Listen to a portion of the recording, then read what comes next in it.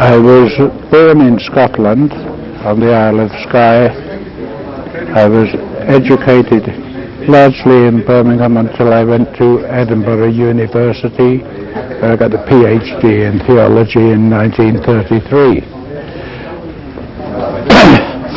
I became a minister. I was actually the national overseer for Jehovah's Witnesses. Many people would debate whether that is Christian or not.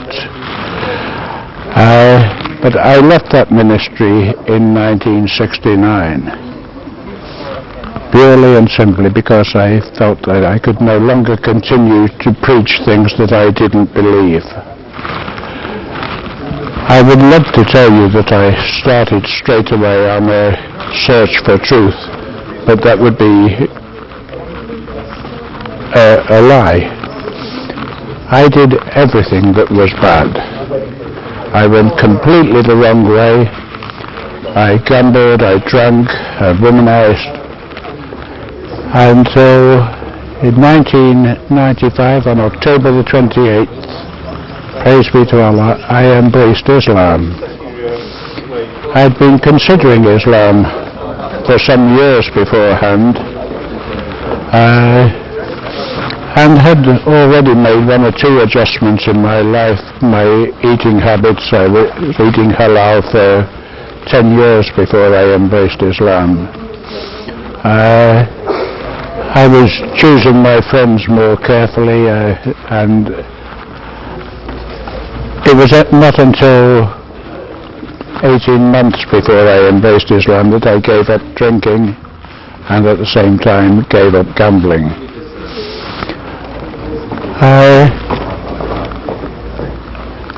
I'm a married man, more than the law allows. I've been married 7 times because I'm addicted to wedding cake.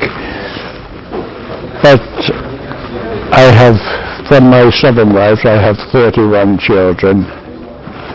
I've got 18 grandchildren and 7 great-grandchildren. Of all this horde of people, my wife and 6 children at home with me are Muslim. 1 son by previous marriage is Muslim. My mother, who died only 6 weeks ago, was the oldest Muslim in Europe. She would have been, had she remained alive 3 weeks later, she would have been 119 years old. She embraced Islam 2 years before she died, and was engaged in the work of Dawah until the day she died. I am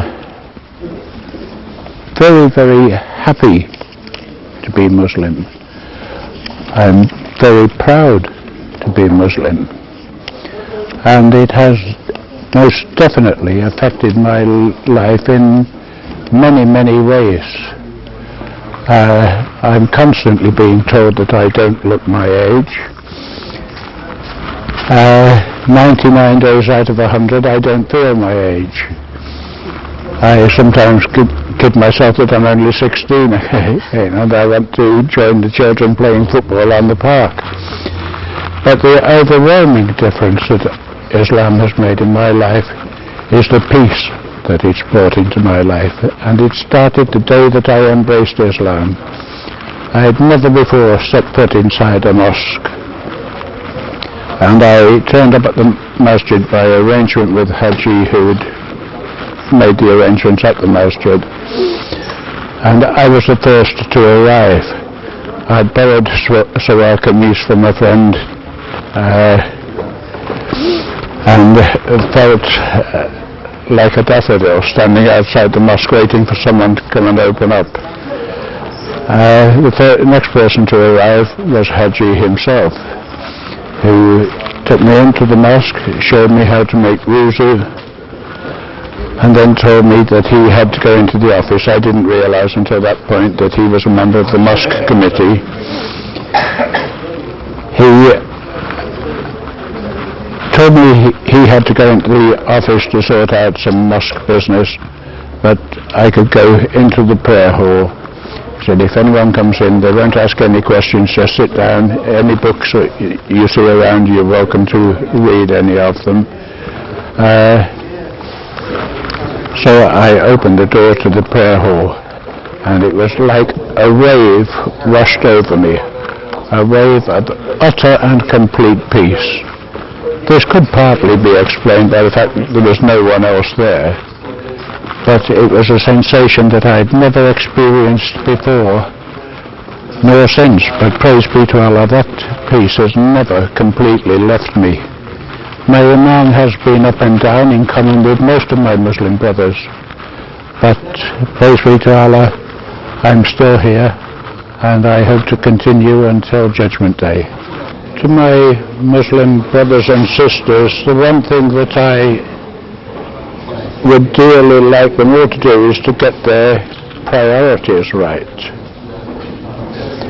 We are far too often more concerned with the dunya than we are with Allah subhanahu wa ta'ala. There is nothing at all wrong with liking nice things. There's nothing at all wrong with liking a Mercedes car. But when you see the price of a Mercedes car, it means you have to work 2 jobs, work 16, 18 hours a day to accumulate the money to buy that car. What suffers? Your namaz.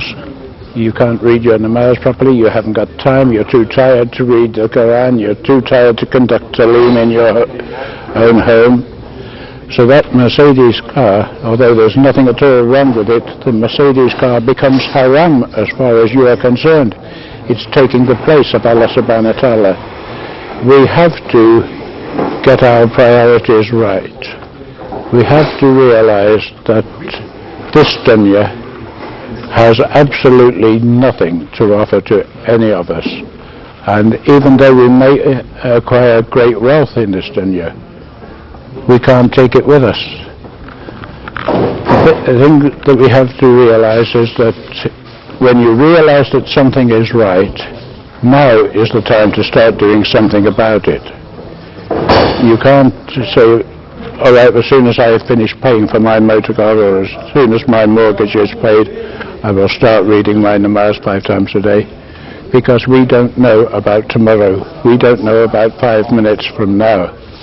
Every Muslim should live every day as if it were his last, because one day he's going to be right.